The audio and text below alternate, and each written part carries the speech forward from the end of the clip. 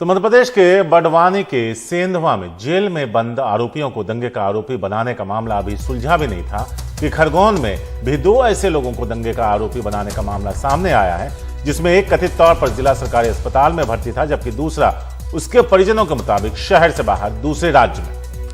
फरीद जो है नाम है व्यक्ति का, जो कथित तौर पर अस्पताल में भर्ती था। उसका नाम 11 और 12 अप्रैल को दर्ज दंगों के दो मामलों में दर्ज है, जबकि 12 अप्रैल को दर्ज प्राथमिकी में आजम सह आरोपी है, जो उस दिन कथित तौर पर कर्नाटक में था। खरगोन के संजय नगर इलाके में 10 अप्रैल को कथित तौर पर दंगा करने और दूसरों की संपत्ति में आग लगाने के मामले में आईपीसी की कई धाराओं में दोनों के खिलाफ मामला दर्ज किया गया है।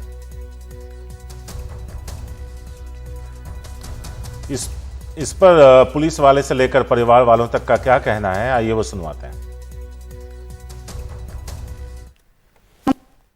हम घर की साफ सफाई कर रहे थे तो रेक पर से गिर गए थे, तो उनको हमने भर्ती करा 9 तारीख की शाम में।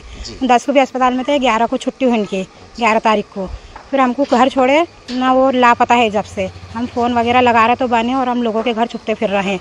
और 2015 में भी हमारा नाम आया था नाजायज़ का। फिर हमने वहाँ जाके एप्लीकेशन नहीं दी, उन्होंने हमारा नाम पता जैसा पुलिस वालों ने देखकर काटा, और जब से हम उधर ही रह रहे थे। ये सब झूठ बात है, ये फर्जी रिपोर्ट है। वो 8 तारीख को कर्नाटक के लिए निकले थे, तो उसकी गाड़ी लेके, और 9 तारीख को उनका फ़ोन आया था कि मेरे को पाइल्स की शिकायत हो गई है। उन्होंने डॉक्टर को बताया, और उसके बाद वो 13 तारीख को धुलिया के लिए निकले, और धुलिया से 14 तारीख को इंदौर गए। फिर 14 तारीख को उन्होंने फ़ोन लगाया कि मेरी झूठी रिपोर्ट दर्ज हो गई है। तो ये झूठी रिपोर्ट दर्ज हो गई है, तो उन्होंने बोला कि मैं भी खरगोन आ जाऊंगा। अब वो खरगोन में आए हैं, वो कहाँ है मेरे को ये नहीं मालूम। हम परेशान हैं और हमारे को इंसाफ मिलना चाहिए। ये झूठी रिपोर्ट लिखी है, इसको काटना चाहिए और हमारे साथ इंसाफ करना चाहिए।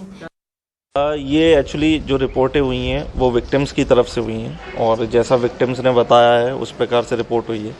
लेकिन अभी ऐसे ये तो सिर्फ एफआईआर है, एफआईआर में जैसा फरियादी बताता है हम उसको लिखते हैं, लेकिन जांच में अगर ये चीज़ आएगी तो बिल्कुल हम लोग सही कार्रवाई करेंगे। सेंधवा के बाद खरगोन में भी ये मामला सामने आया है, जहां परिजनों का आरोप है कि एक जो फरीद नाम का शख्स है, वो 8 तारीख को घर में साफ सफाई के दौरान उसको चोट लगी, जिसके बाद 9 तारीख को उसको जिला अस्पताल के ट्रॉमा सेंटर में भर्ती कराया गया और 11 तारीख को वहां से डिस्चार्ज हुआ। जबकि फरीद पर दंगा भड़काने के 2 एफआईआर दर्ज हैं खरगोन पुलिस स्टेशन में, और उसी मामले में आजम को सह आरोपी बनाया गया है। उनकी पत्नी का कहना है कि आजम बेकरी का सामान लेकर 8 तारीख को ही खरगोन से बाहर, वो भी कर्नाटक चले गए थे, और उसके बाद 12 तारीख को वो धुलिया महाराष्ट्र में आए। 13 तारीख को वहां से निकले, 14 तारीख को इंदौर में आए, और इंदौर से उनको फोन करके बताया कि उनके नाम पर गलत एफआईआर दर्ज कर ली गई है, और उन्हें अब डर है कि खरगोन आती उन्हें गिरफ्तार कर लिया जाएगा, इसलिए वो खरगोन नहीं लौटेंगे।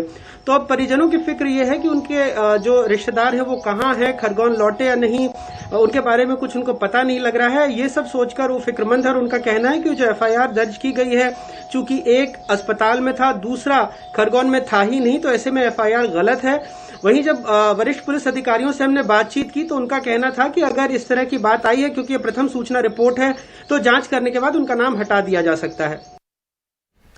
उधर खरगोन हिंसा के बाद से लापता एक शख्स का शव बरामद किया गया है। 10 अप्रैल के बाद से लापता इब्रिस खान की यहां पर मौत हुई है, और इंदौर में पुलिस ने परिवार को इनका शव सौंपा है।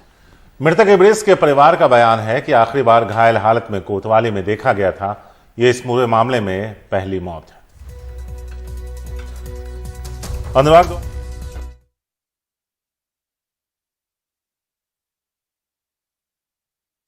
आनंद नगर मस्जिद में वो रोज़ा खोलने की अफ्तारी देने के लिए गया था, और वहाँ पे कुछ हमला हुआ, वारदात हुई, पत्थर चोट हुई, उसको बहुत भयंकर तरीके से मारा है पुलिस ने, और वहाँ के लोगों ने, उनके नाम तो नहीं जानता हूँ मैं, उसको मारा है, सर में चोट है उसके, और उसको पुलिस वाले सबके सामने बिठा के लेके गए थे थाने पे। कुछ देर के लिए था वो, उसके बाद से थाने से लापता है, औजारों से मारा, उसको सरों में चोट है।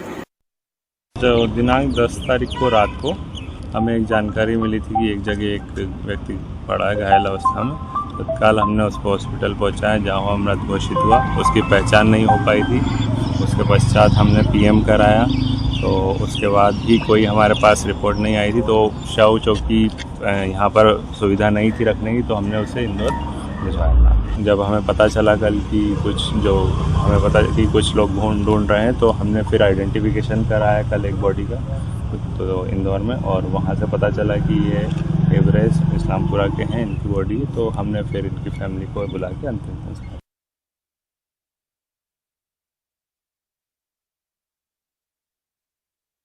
इसमें पुलिस बहुत ज्यादा सवालों के घेरे में है, प्रशासन सवालों के घेरे में है, क्योंकि 10 तारीख जो एफआईआर में पुलिस ने लिखा है कि उनको सूचना मिली थी कि 10 तारीख की रात, उसमें जो वक्त दिया गया है वो सुबह 1 बजे का दिया गया है। टेक्निकली वो 11 तारीख हो जाती है, लेकिन उनको सूचना मिल गई थी कि कपास मंडी इलाके में 7 से 8 लोगों ने एक शख्स को धारदार हथियारों से मारा है, बुरी तरह वो लहूलुहान है, और उसका शॉर्ट पीएम भी खरगोन में अगले दिन कराया जाता है।